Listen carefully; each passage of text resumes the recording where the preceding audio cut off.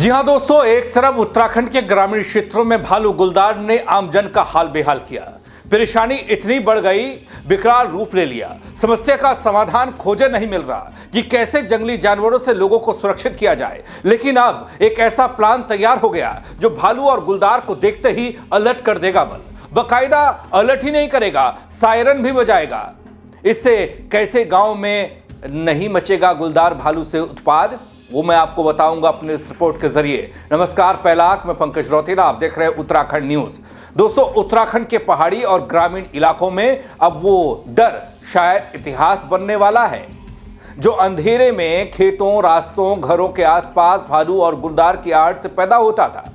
अब सवाल यह नहीं है कि जानवर आएगा या नहीं, बल्कि सवाल यह है कि एआई पहले चेतावनी देगा जब खतरा सामने आएगा।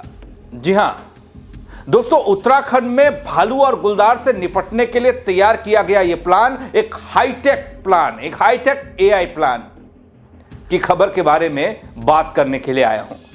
वो कहने वाले कह रहे हैं कि जैसे ही कैमरे की नजर में आएगा जंगली जानवर, वैसे ही बजेगा सायरन और गांव हो जाएगा सतर्क। अब कैसे करेगा एआई जंगल की चौकीदारी? क्या वाकई इससे मानव वन्यजीव संघर्ष पर लगेगी लगाम? पूरी खबर वीडियो अंत तक जरूर देखिएगा। दोस्तों, उत्तराखंड में जंगली जानवरों का आतंक और इसको लेकर आती खबरें मैं आप तक पहुंचाता हूं, आप भी देख रहे होंगे, जिसे रोकने के लिए राज्य की धामी सरकार लगातार अभियान चला रही है। हालात ऐसे हैं कि खुद मुख्यमंत्री पुष्कर सिंह धामी भी मोर्चा संभाले दिखे। सीएम समय समय पर अधिकारियों की क्लास लगाते दिखे। समीक्षा बैठकें खूब हो रही हैं, साथ ही उन्हें सख्त निर्देश भी दिए जा रहे हैं, उन्हें मतलब अधिकारियों को।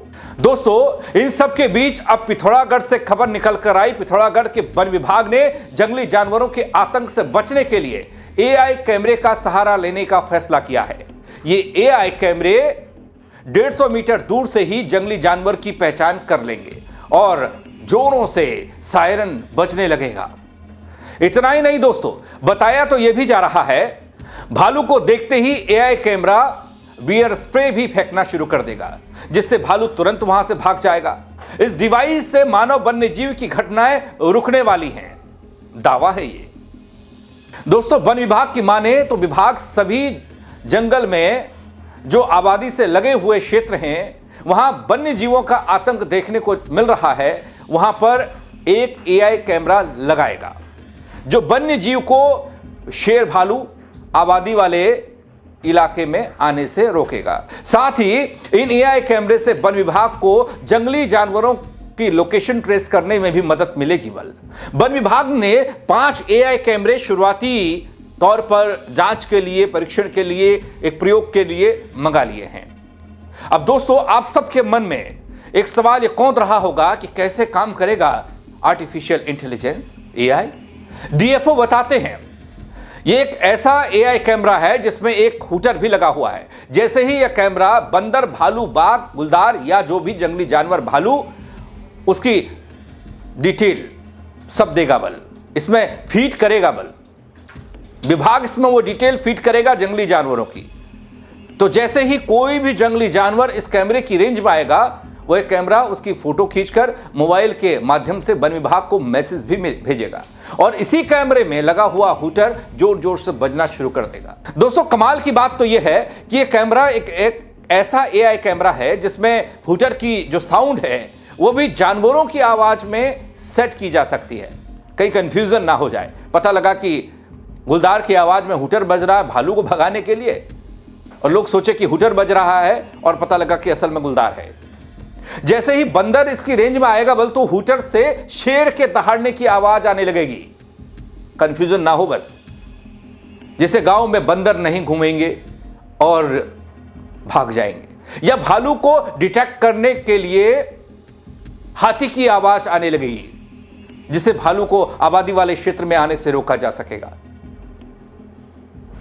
वहीं जानवरों के हिसाब से एआई कैमरे में अलग अलग जानवरों की आवाज को भी सेट किया जा सकता है, जिससे अलग अलग जानवरों को डिटेक्ट करने में मदद मिलेगी।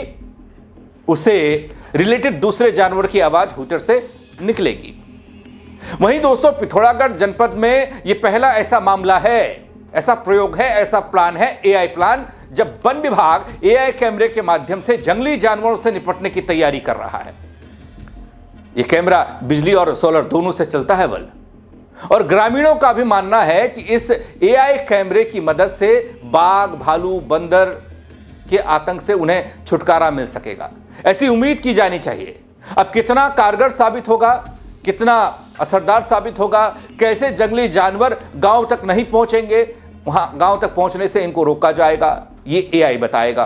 दोस्तों, ऐसे में एक तरफ जहां सरकारी तंत्र, प्रदेश के मुख्यमंत्री से लेकर वन विभाग के तमाम अधिकारी इस युगत में लगे हैं कि इस समस्या का समाधान कैसे निकाला जाए, मानव वन्यजीव संघर्ष को कैसे रोका जाए।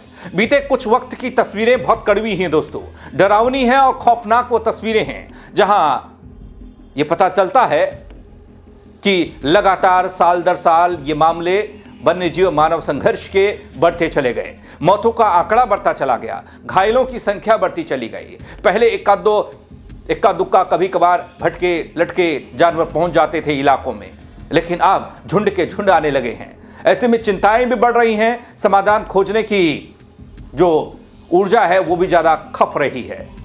वन विभाग वाले और वन मंत्री कुछ और कहते हैं, उनकी प्लानिंग चल रही है बल, लेकिन उससे इतर पिथौरागढ़ वन विभाग का ये प्लान, एआई कैमरा का प्लान कितना कारगर साबित होगा, कैसे काम करेगा, यह समझना बेहद जरूरी है। क्योंकि अगर यह कारगर साबित हो गया तो आप कह सकते हैं कि वाकई में चले मिल गया इलाज। अगर नहीं हुआ तो फिर दूसरा प्लान क्या है, प्लान बी क्या है विभाग के पास। इससे पहले पौड़ी में हमने देखा एक आदमखोर गुलदार ने कैसे आतंक मचाया। हमने हाल ही में उत्तरकाशी की एक तस्वीर देखी जब घर आंगन में बरामदे में 3 भालू टहलते दिखाई दिए।